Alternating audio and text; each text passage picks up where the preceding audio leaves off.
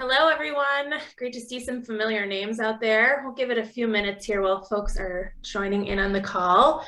But welcome. If you want to pop a note in the chat where you're dialing in from, we'd love to see where folks are from.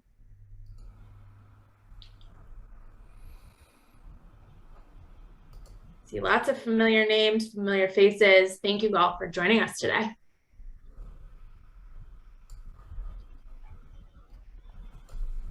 Brooklyn in the house. Yes. All right, we got the East Coast, the West Coast, and the middle of the country covered so far. Welcome, folks. Thanks for joining. We'll give everyone a moment to hop on in here. Kara Peterson, Portland, Oregon. That's what I'm talking about. Right in your hometown, Ari. Right here. Fantastic. Well, I know a few folks are still trickling in, but I don't want us to lose any time with this fantastic panel. So we will go ahead and get started. Thank you again, everyone, for joining. Welcome to today's session of Customer Success Unlocked. I'm Marley Wagner. I'm the Vice President of Marketing and Digital Customer Success here at ESG. And I'd like to welcome you to our webinar titled The Path to Advocacy at Scale. I'll be your host today alongside my friend, colleague, and co-moderator, ESG's Vice President of Customer Success, Peter Armaly. Before we get started, just a few quick housekeeping notes. First, today's session will take place in the style of a panel discussion. So you won't be seeing slides on screen. Promise that doesn't mean there's anything wrong with your Zoom. Secondly, I'd like to remind everyone that we are recording this session, and a link to the recording will be made available to you within 24 hours of the webinar. Throughout the session today, please go ahead and submit your questions via the Q&A tab on the bottom of your screen. We will get to as many questions as we possibly can, both throughout the conversation and then during the Q&A portion at the end of our conversation today. Now, with that out of the way, I would love to welcome today's panel. First, we have Sara Bochino, Vice President of Customer Success at Talic. Welcome, Sara. Thank you for having me. Hi, everyone. We have Ari Hoffman, Global Director of Customer Advocacy at Crowdvocate. Thanks for joining us, Ari. Instead of curtsy. Love it. And Megan Macaluso, the Senior Director of Customer Success Strategy and Transformation at Conversant. This is Megan's second Customer Success Unlocked session. So welcome back, Megan. Thanks, Marley. Glad to be here. Thank you all for joining us. We're super excited to have you all and really looking forward to the discussion. So, Peter, I'm going to hand it off to you to get us going. Thank you, Marley, and hello, everybody. Just wanted to add my greetings. Really nice to see so many participants, actually. It's great. So, panelists, everyone here, I guess including Marley and I, we're all at different points in the journey about advocacy, right? And so we don't have all the answers, especially you, Ari, but we want to share some lessons learned along the way. Let's start with defining what we mean by advocacy. So Ari, hey, why don't we start with you? You live it every day. Your company is all about advocacy. So why don't you share your definition of the term?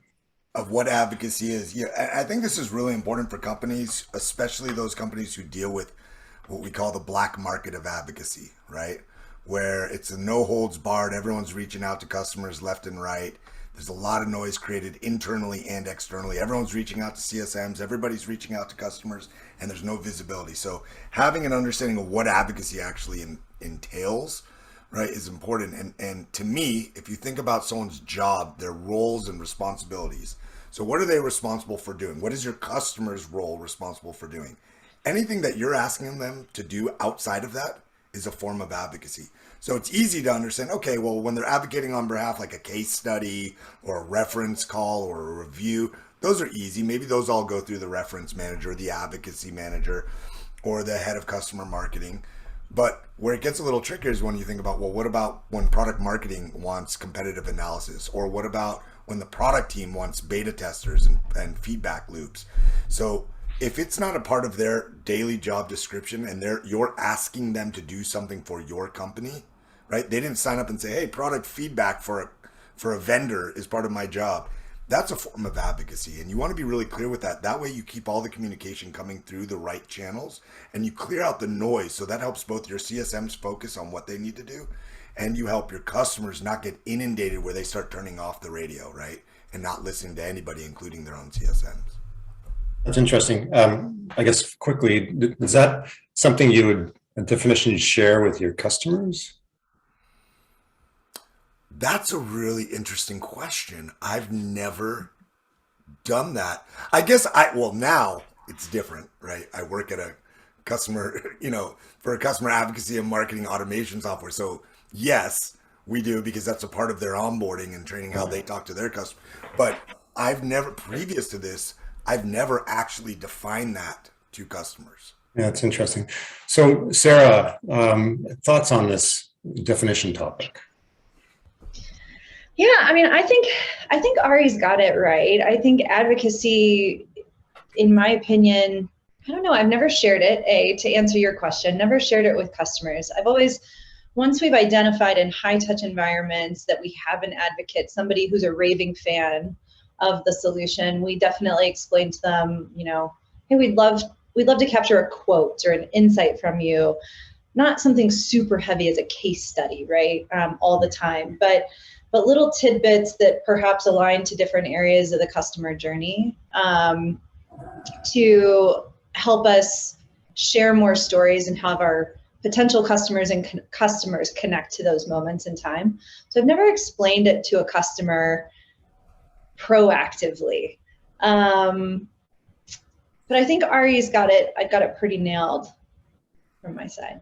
Yeah. So I guess it's not necessarily critical that the customers hear a precise definition. Like anything about advocacy, it should be like an organic kind of thing, anyways, in my opinion. So they should feel they'd want to advocate without a definition, regardless.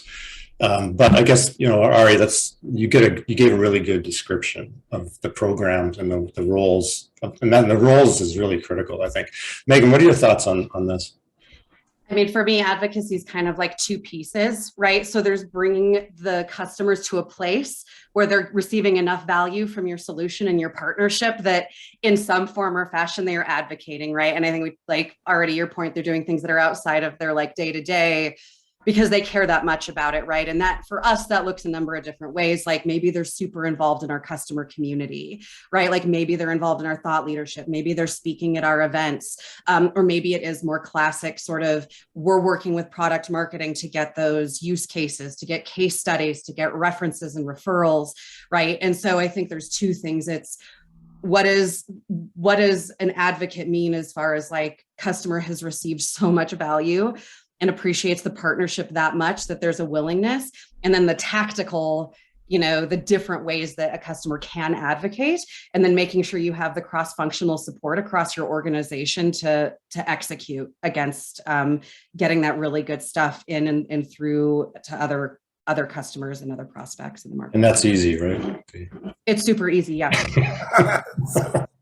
I think it's what we talked about right before the call is also really important context to this conversation, which is for those of you on the call who might be going, well, advocacy is something completely different for us.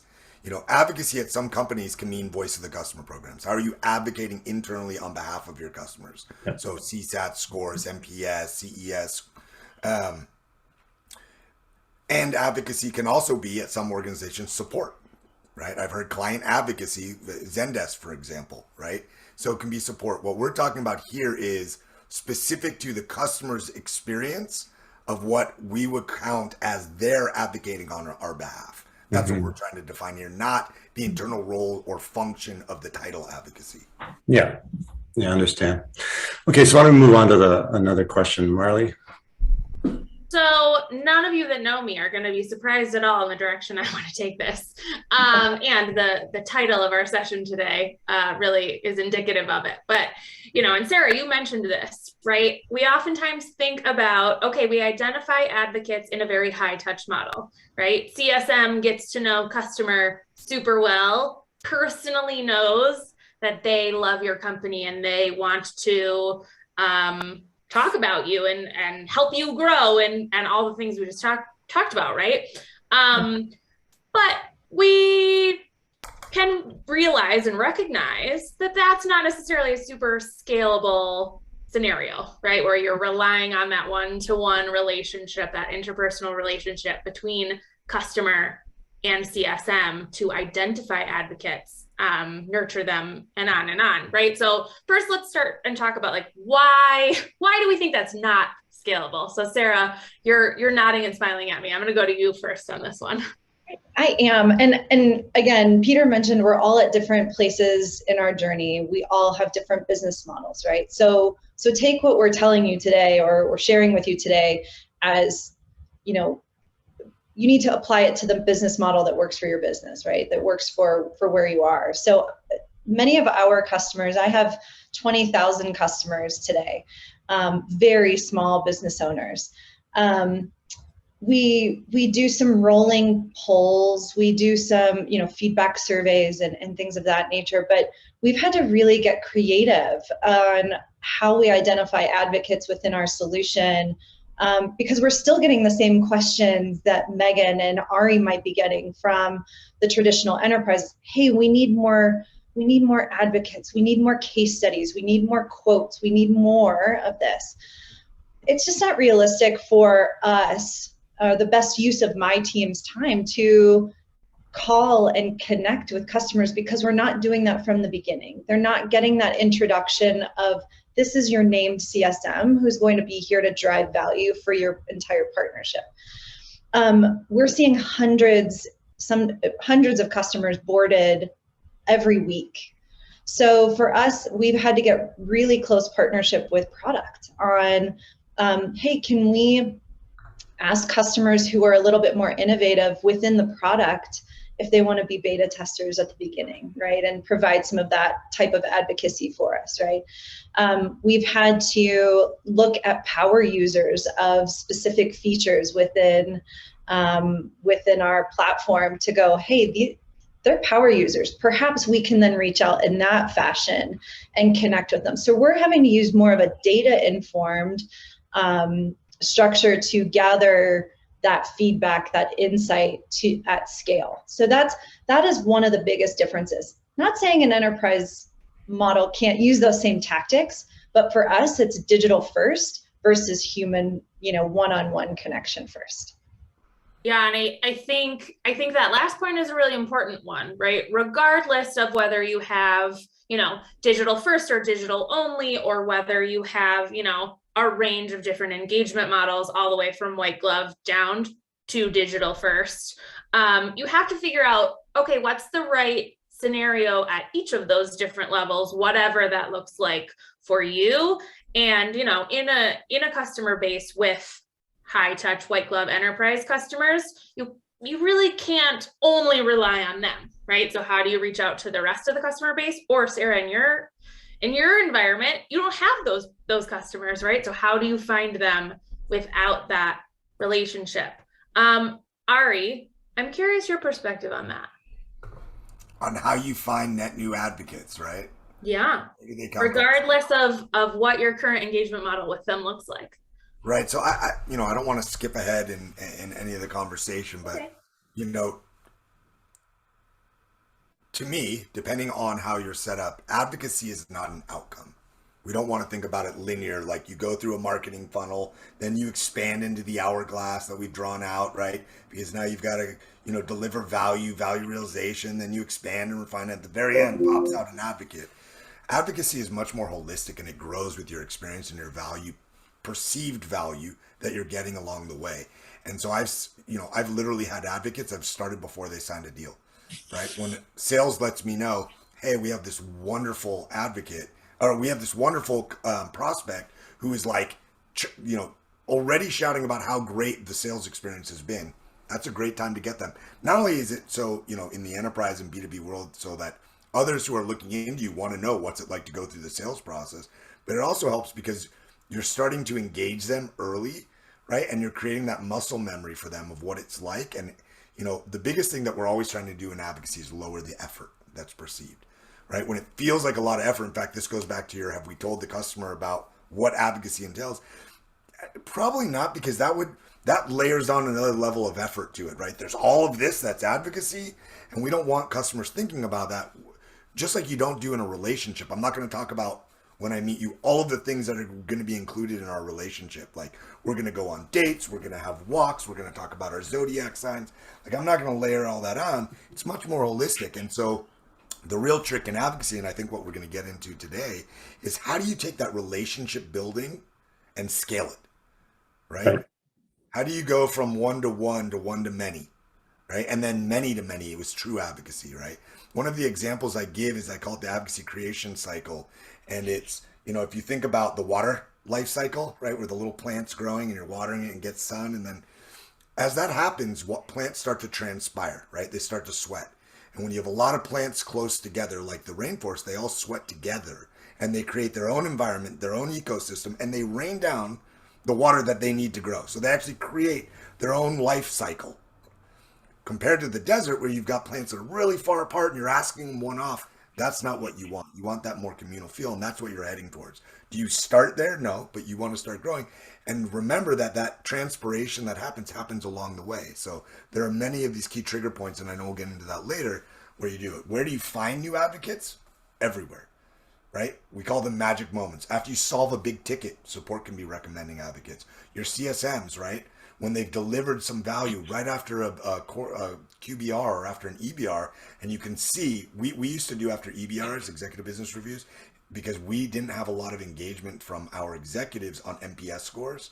So we did right after an EBR, we would send out an eNPS, an executive NPS, not an employee NPS, because we had a much higher rate of return. And it was a great time to see how the executives felt after going through this review. And it was a great time to engage them in an advocacy if they were a 9 or a 10, right? And so you can find them there. You can find them simply from product usage data, right? And from beta groups. And so we really want to think about it holistically. How do you do what we call customer-led growth, which is using the customer at every touch point of your growth? And that includes go-to-market approaches, right? If you have a new product that you're releasing, a new line of business, how do you have customers in not only at the testing ground and the beta side and the early access, but then using those early access to share their voice to help launch it to the rest of your install base and to your prospects, right? So really thinking about that in a much more holistic way. Ari, did you listen to our session we had a couple months ago with Chris Hicken? Because you're bringing back some familiar concepts for me. I like it. No, but I love it. That's great. Awesome. Something that occurs to me is like what the need for advocacy is within each organization is super different. So like if I think about how you're getting that information into product, how you're like, as products are being designed and developed, right, with customer in mind, how it's making it to marketing, how it's making it to product marketing, how you're getting, right? Like you have all of these places where people are asking, right? So salespeople want referrals, right? Professional services wants use cases so that they understand how to implement better, right? Like you have all of these places that are like, I just want to know more from the customer. And I think sometimes it's like, well, how do you, like Ari, to your point too, like how do you gather that stuff without 5 people coming at your customer asking for things, right? And so there's that like delicacy, I think, when you own the relationship, that's like, hang on, how are we getting this information in and how are you getting it like around to the places that need it? And I do think one place that's kind of like short circuited sometimes is that when you do have either data or you do have CSMs or support people that talk to your customers all day, every day, they know your customers, right? So bringing people that have the relationships and understand what is valuable to your customer and what's not into conversations where like maybe they wouldn't historically have been, right? So, if your product team is coming together and doing, sprint planning for a quarter, do you have people in those meetings that talk to your customers every day? So I think there are just so many ways that you leverage not only your customer and that data, but people that really know and understand your customers, and making sure that they have a seat at the table in these different places where we're really designing a whole experience for the customer.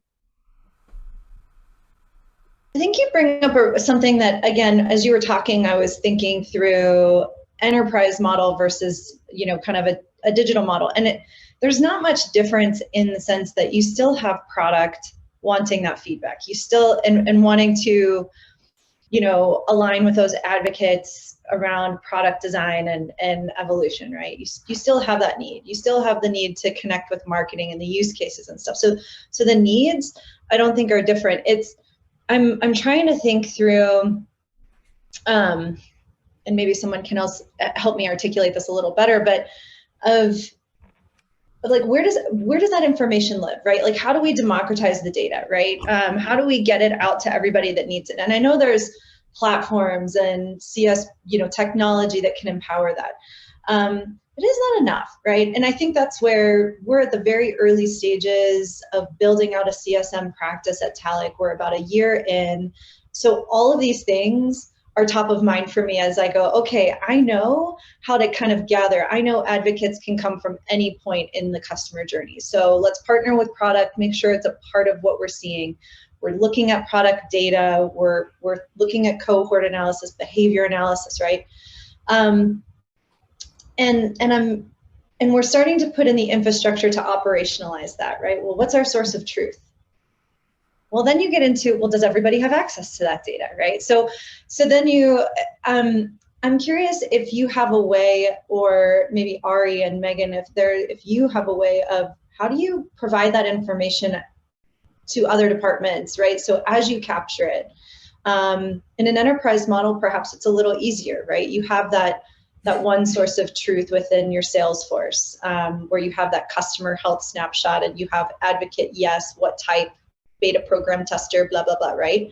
Is that the best way? Do you have other techniques that you've used and leveraged to provide that information to others so that people stop going to the CSM? I mean, so being forthright to everyone on this call, I now work for a vendor that does customer marketing and automation software, right? So, but to be also just as clear, I brought this company into 3 of my previous companies that I worked at where I wasn't a part of the vendor. I was just, I was in knowledge management and in enterprise search and relevance. So this is the same company. I've used it so many times, brought it in so many places because it solves such a big problem. And you're right, it touches so many. And I think what we could do really quickly for everyone on this call to make them feel not alone is know that it's okay. Let me see if this sounds or resonates with anyone on the call. But like, you have product marketers reaching out, you have demand gen, you have the events team reaching out to CSM saying, hey, what customers can you give us, right? And then because CSMs are busy with their actual jobs, not being, a sports agent or marketing manager for their customers, they're trying to coach their customers. They might take them a little bit of time to get back. And so what do people start doing? They start reaching out on their own. Sales is reaching out for references. This is that black market. So what happens? CSMs become much more guarded of their accounts, which is a total natural process. You're the gatekeepers, you become guarded. Why? Because they're not answering your emails because they're getting 15 other emails from other people. So you become more guarded. That makes the time take even longer to get back. So sales starts reaching out even more. And you have this kind of vicious cycle you find. So then what's the next step in the evolution? You put in some, Google form or a Marketo form or some type of form sheet that marketing has to fill out and your product team has to fill out and sales have to fill out. And that goes into one of 4 or 5 different Excel sheets. And then you try and use some BI tool to compile all of this Excel information into that single source of information, but it's all manually updated everywhere. And so you have a lot of inconsistencies. People are like, you can't really trust that. I don't know if that's right or wrong. And because there's so many different sheets, there's no true visibility. There's no single source, right? And because of that, you then also lose what the attribution is. How is this actually affecting our sales? How is this helping our product roadmap? Right? What are the feedback loops? You don't have that. It's just too much noise. So if you're there, know that that's normal. It's natural. It's a part of growth. It means, hey, you've got a lot of people who care about your customers too, right? Everybody wants to drink more from the customer. I call it the advocacy well, right? That delicious water that helps us all grow. It's okay. So the next step, right, is either adding more headcount to manage all of these inbound inquiries and have one-off segmented groups, or you have to have some sort of tool to automate this, right? You have to have you have it for CSMs, right? You have it for marketing on demand gen side. You have it for sales. Everybody's got a tool, but poor advocacy managers and customer marketing managers, right? They're left out there to fend for themselves and borrow bits and pieces of everybody else's tool. I'll use a little bit from Gainsight here, and I'll use you a little bit in Salesforce here, and I'll lose a little bit over here on the marketing Marketo side over here. And it's impossible to keep up with it, right? It just is. And so you really got to cut the noise down first. And someone brought this up earlier, which is really important, which is we always think about the output. What are we getting from them?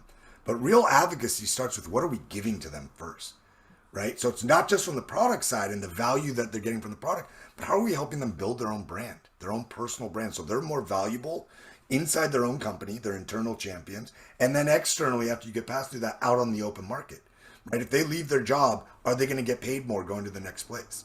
That's what we really do. And that's why, I look at my job as a B2B sports agent, right? I don't look at myself as someone who gets case studies. My job is to find this amazing talent, put a spotlight on them, help them grow so that they get more commercials, right? They get more of these things in the long term. Show me the money. Don't need the money.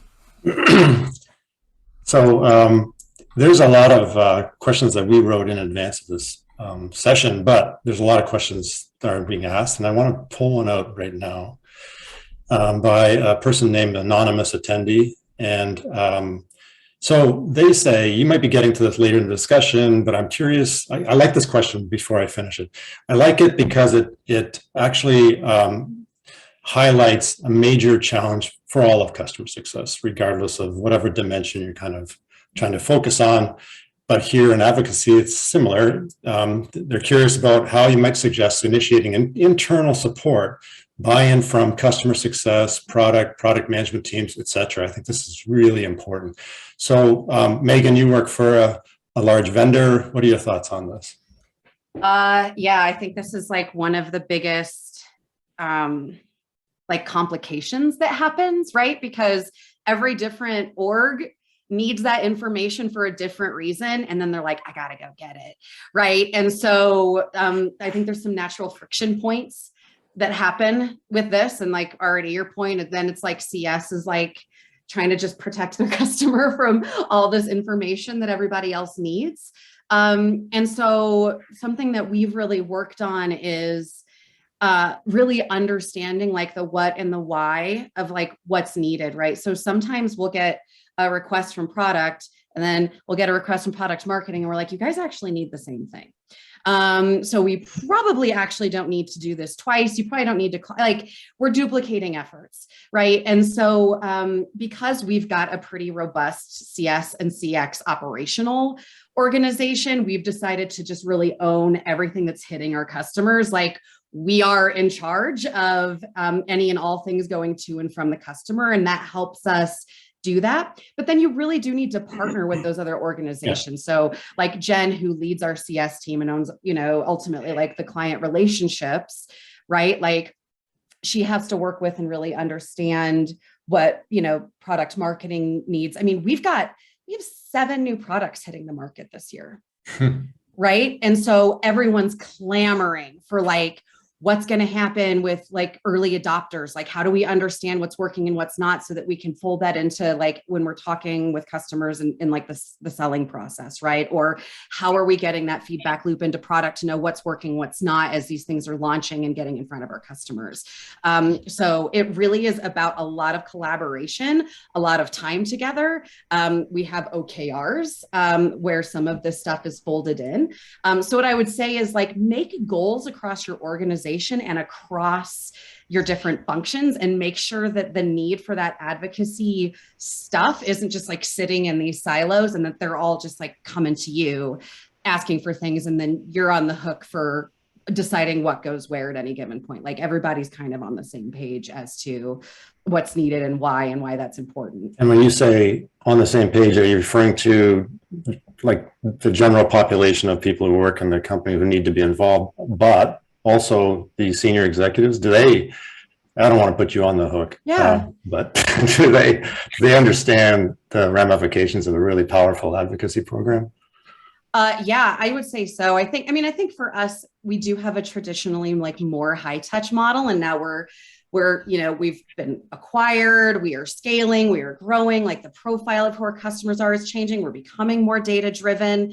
And so historically as a smaller business, and it sounds like a lot of the list, like the people that are on this webinar fall into this bucket. When you're like a smaller startup, probably what you have is people on your executive team that have really good relationships with some of your customers, right? Like that's pretty common. And so now it's, well, how do we understand that and make sure we have those connections and that information and that dynamic when you can't scale, like your CEO has a relationship with your like top 10 or 15 customers, right?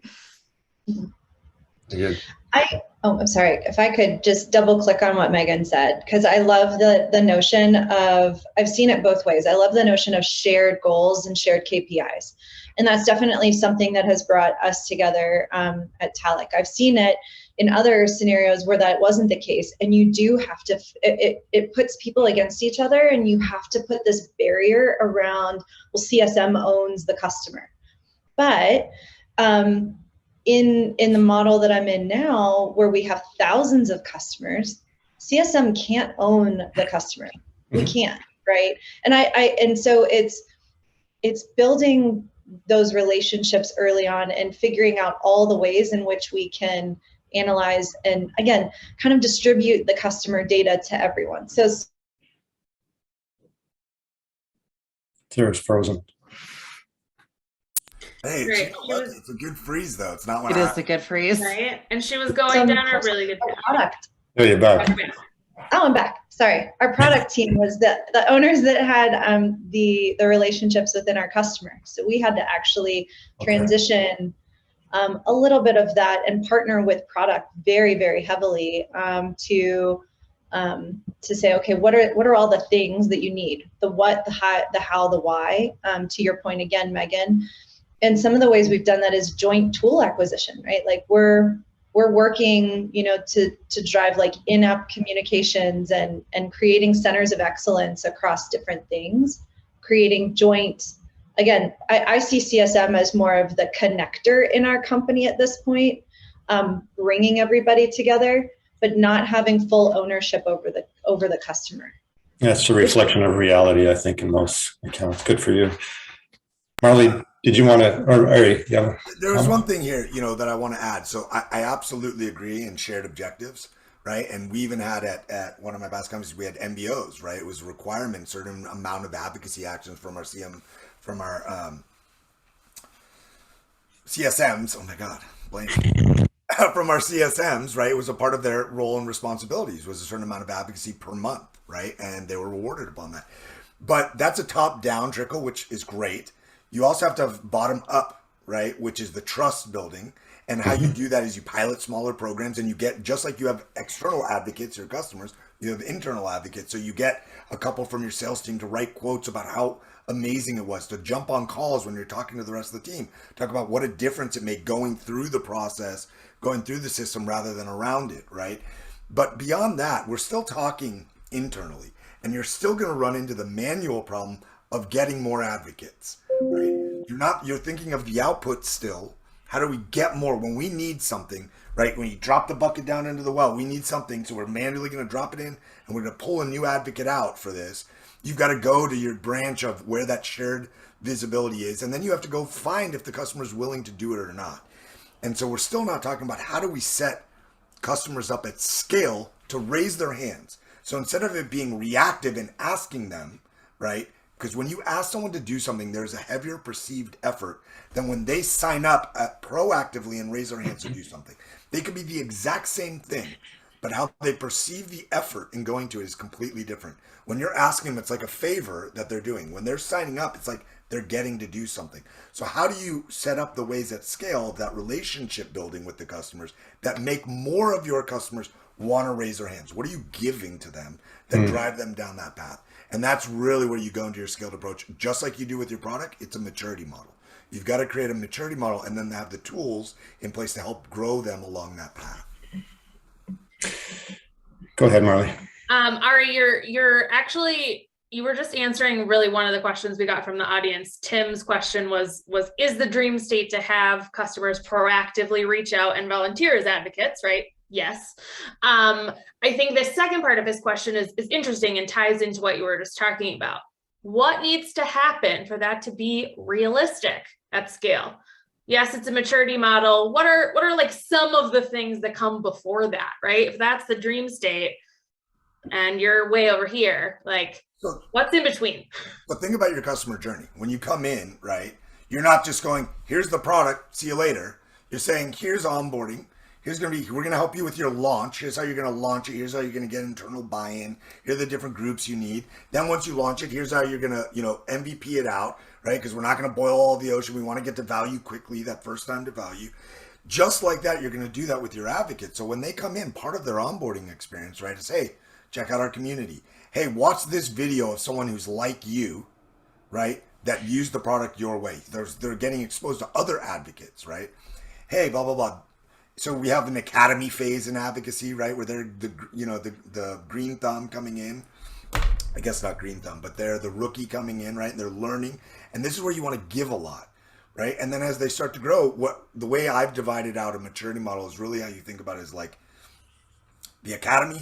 Then you have private, right, where they're getting some value out and they're willing to do some things, but not everything. You've given some value. Private means they're willing to share anonymously, right? On a third-party review, that's anonymous, maybe a customer reference call, but they're not willing to put their name or company logo with it. Then you have public, right? This is where they're willing to put their name on it, but they're not ready to go to their comms and legal departments to get approval to use the logo, right? So they might lead a user group internally. They might do some things where they become a little more public with it. And then you have profile. This is where you're profiling the account. Now they've gotten enough value through these preliminary stages, right, where you've developed them enough. Does that mean all of your customers have to go through that path? Absolutely not. And one of the I guess the false set expectations that companies have internally is, when you look in, I call it the advocacy well, when you look in the top and down the well, you see there's water in there. And so your execs are going, we have so many customers that love us. What's the problem? And sales is going, what does it say about our company if it takes 2 weeks to get a customer on a call with a prospect? What does that say about us? Like, well, that they have jobs and they're busy and they're delivering their own things and they have a launch. There's a lot of things it says. It's a lot more complex than that.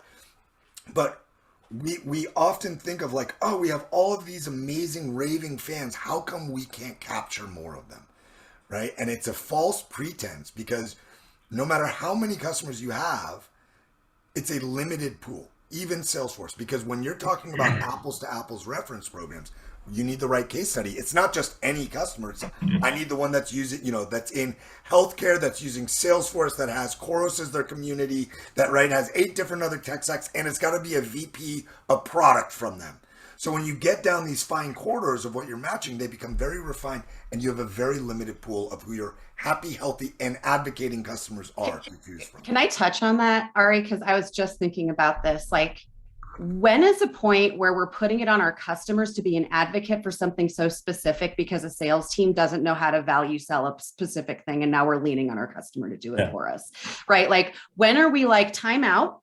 Before we bring a customer in on this, like, let's really understand whether that's like the critical step or not, or whether there's something else we need to be doing. Because Ari, to your point, I see this a lot where it's like, I need someone that like checks all these boxes. And it's like, dude, we should be able to talk about 90% of this in a way that makes sense to them.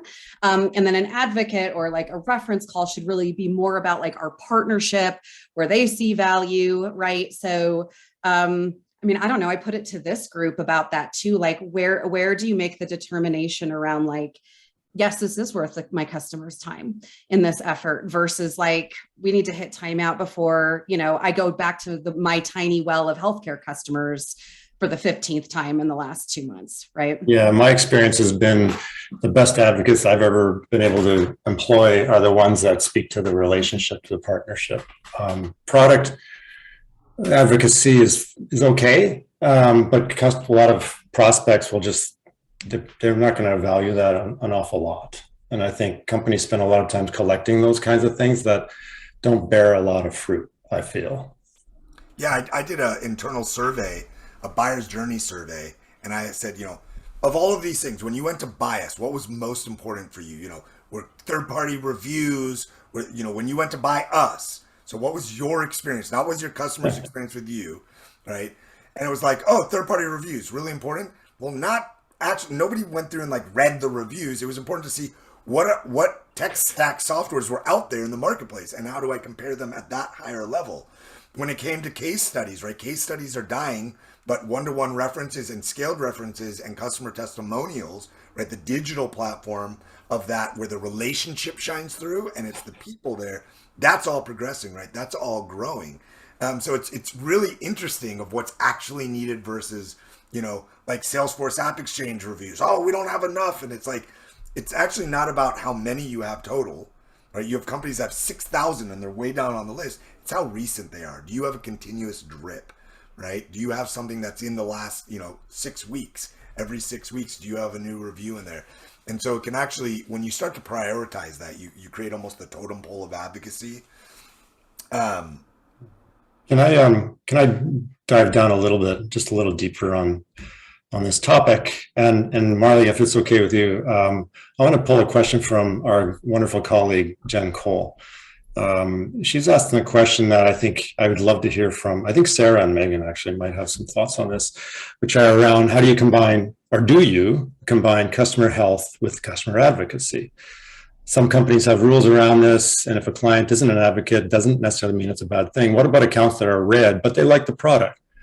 Would you still flag them as an advocate? And she says, not to say that you announce that they're in red, but wondering how you should look at that. So Sara, go ahead.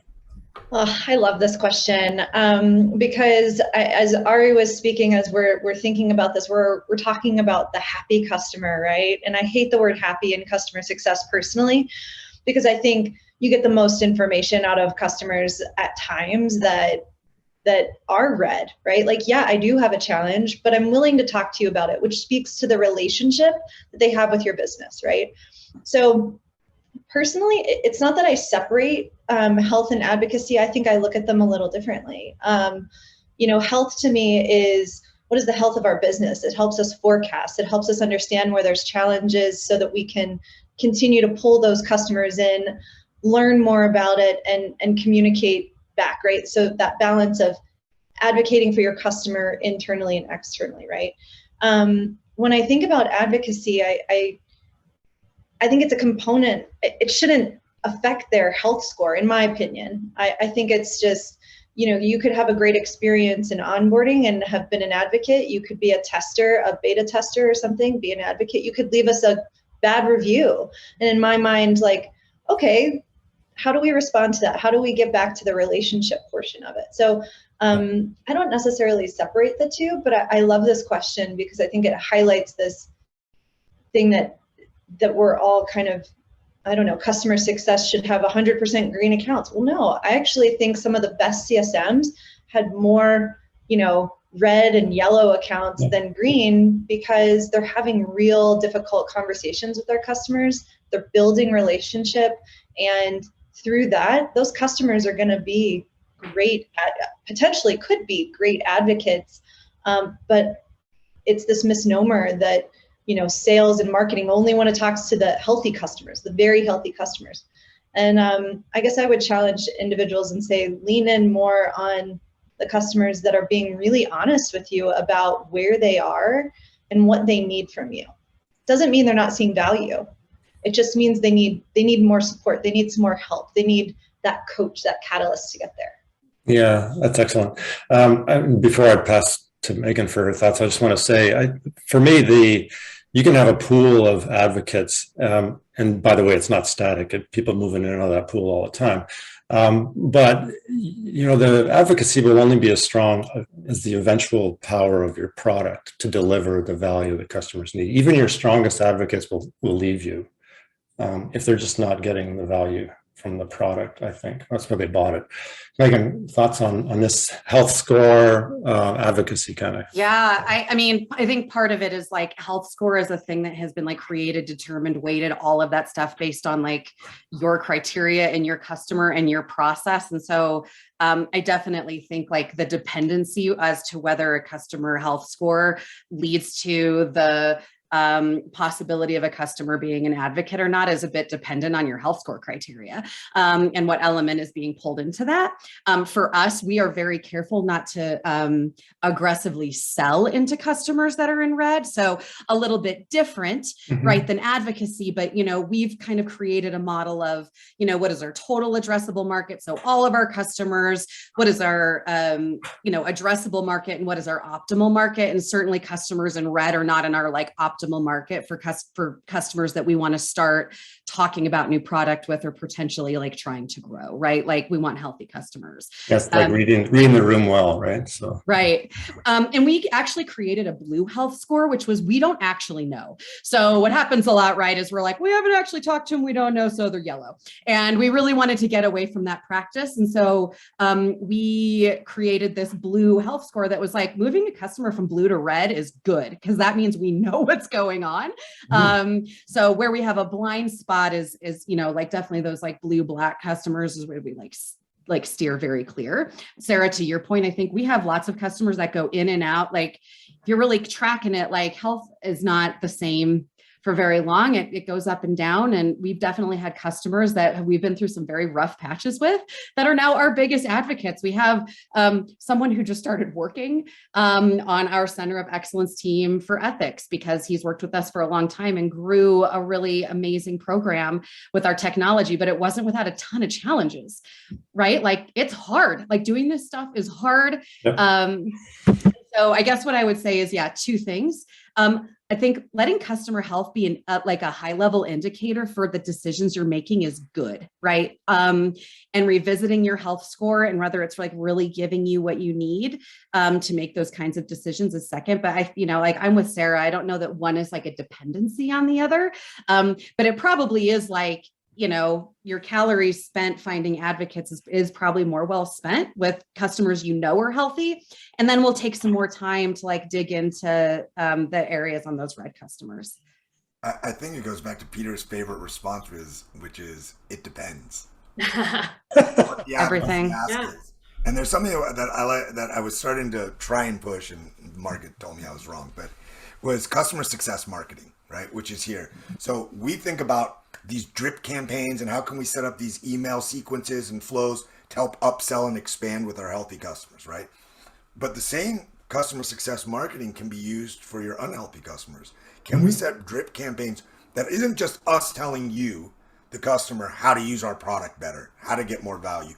It's customers like you sharing the journey that they had, which includes the trials and tribulations. Here's, if I had to do this again, what I wouldn't do, right? Here's the mistake we made when we went about this the first time. Here's the issues, right? So you can close some of those gaps and you help everyone collectively learn together. And it's that rising tide, right? Lifts all boats kind of metaphor or analogy. I'm not going to dive into which one it is because I'll lose my train of thought. But it's really, really important, right, that we don't just think about the upsell motion, right, and the sequence with healthy customers and what we can do with them. We also have to think about what we can do with those challenged customers who are great customers. They're just like, that untapped potential in there. And just like you were saying, that health score, that changes. If I relied on the health score for advocacy, I would have no advocates.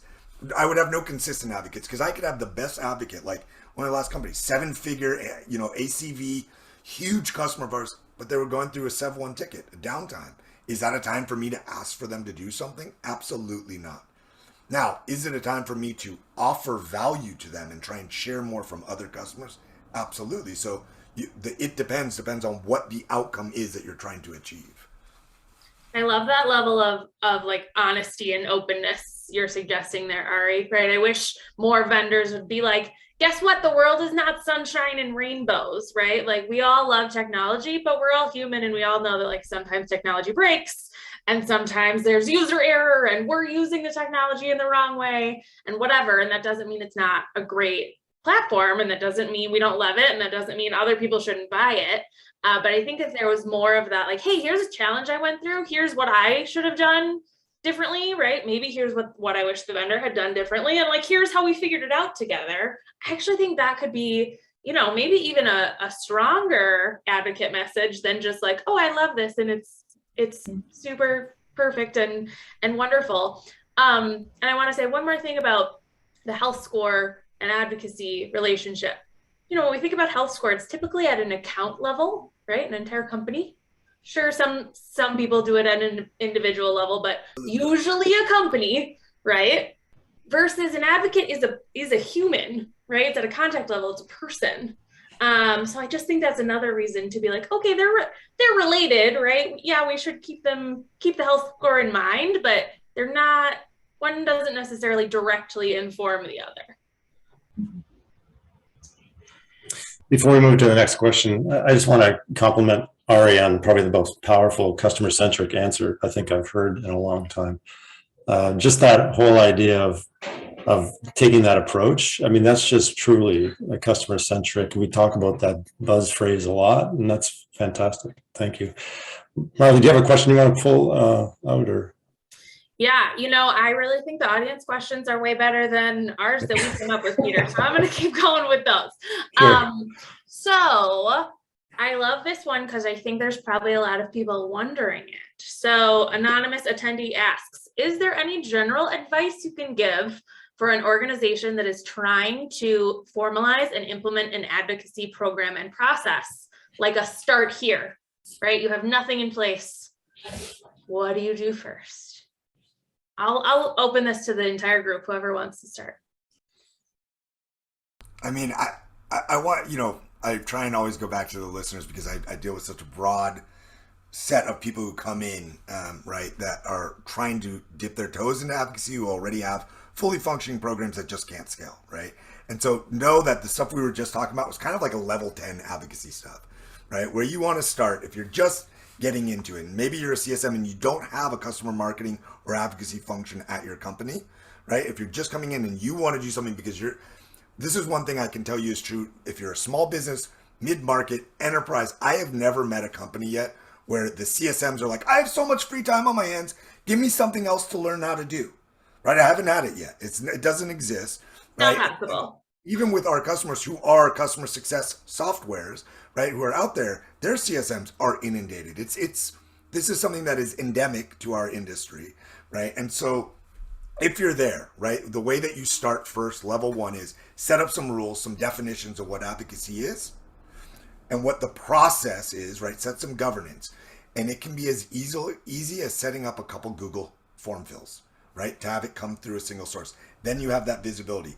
The next stage, and what I kind of spent way too long in my career doing, was building it inside the CRM and trying to make it work inside the CRM, which is in Salesforce. But at least it's a Band-Aid, it's reactive. But if you put it into Salesforce, right, where they can, like I created in the task, where you can request, right, within Salesforce, and you can track, like, did the customer say yes? Did they say no? Is it in process? Is it on hold? Was it denied?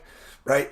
Because if you do it in your CRM, then you can at least attach it to the opportunity, so you can see revenue influence there. You can attach it to the marketing engine, so you can see how many leads were generated there. But the thing there is it's still manual, still having to go back in and update everything. So then the next step after that, after you set these programs, is finding something that, one, with your headcount, if you have someone who's dedicated to this, and if you're doing it yourself, a tool that helps you scale it. And I know that sounds like I'm selling because I'm from a vendor, but it is just the journey that I went through myself, right? And I've done this for the last 8 years. So you don't have to start at level 10 where you're trying to help your unhealthy customers with healthy customers, right? That's down the track. First, start with getting a hold of the visibility and the handholds, and limit the noise you're putting onto your CSMs and your customers. That is priority number one, because when you don't have a control on that, it's called advocacy fatigue. You're tiring everybody out. And when you tire everybody out, everything requires more effort and more time. And that's where everyone just starts to shut down, right? And that's where the black market comes from. So step one, create visibility. And I would say, Ari, that last piece there, I think you run the risk of eroding the advocacy, actually.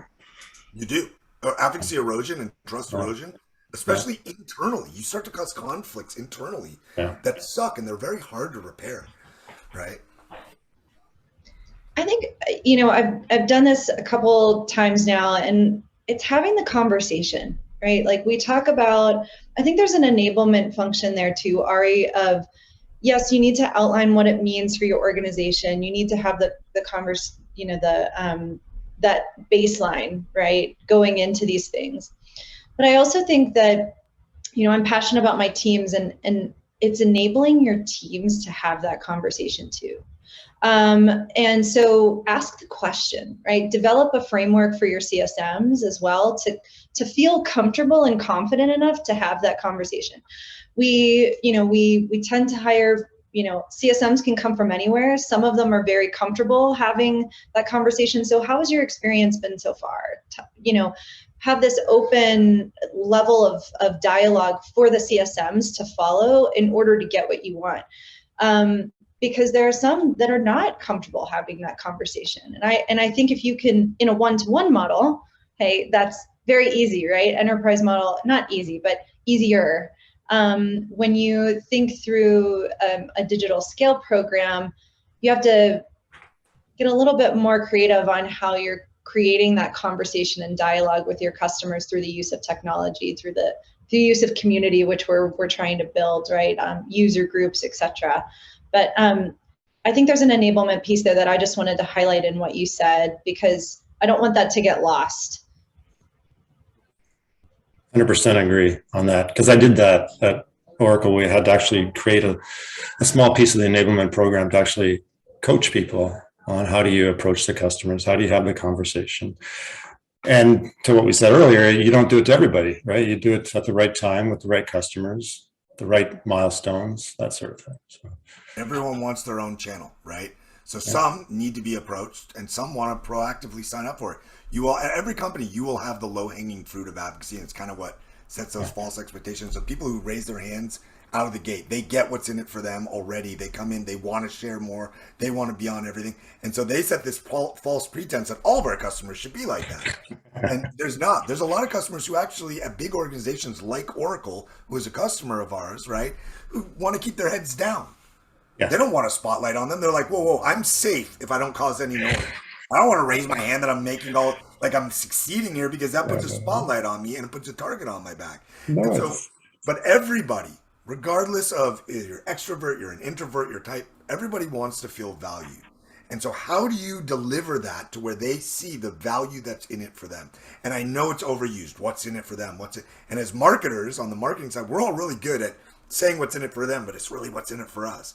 So why I've had the success in my career that I have is I think because I came from outside of SaaS, and I came in with no, customer first. We give before we get.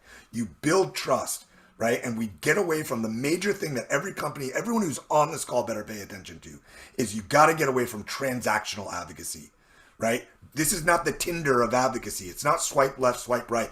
Give me, and I'll meet the next person and give me. You want to build long-lasting relationships. Think of it much more like a eHarmony or a JDate or whatever that is, where it's we're going to go on our walk first. We're going to learn about each other. We're going to build trust and value before I ask you upstairs, right? We have to stop skipping to the end. Right? You have to believe, just like you do with your product, that there's a maturity model there. Can we make a list of all of the the analogies that Ari has listed today, like the growing and all this stuff? I can't help it. I love it. I just think there's so much applicability. I just think the listeners would want that. I want it. I want to listen. The struggle is so real because it's so hard to wrap your hands around all of it, right? And the well came up from my CMO. He's like, look, Ari, I've spent meeting after meeting with you. I finally get it. Sales will not get that. Right? CSMs will not get that. It's too big. It's too abstract. And the well analogy was simply how to show this system and why dropping your hoses and siphoning water out of the well doesn't work, right? And how you're stepping on each other's toes. And so analogies have become a part of my, I can't communicate without them. I love it. They're amazing. Those analogies are on point. Sorry, because they're mostly cheesy, so I'm sorry. I think Ari just gave another invitation to a webinar, so. Yes, exactly. Well, I think we should end on that, on all of Ari's wonderful analogies. I want to really thank our panel today. This was such a fantastic discussion. Really appreciate your time and your thoughts. Reminder to everyone that this recording will be sent to you within 24 hours. So keep an eye on your email inbox tomorrow. If you want to revisit it to make that list of Ari's analogies, you can do that with the recording. And I hope you'll all join us again next month for another episode of Customer Success Unlocked. Thank you all. Have a great day. Bye, everybody. Thanks, Marley.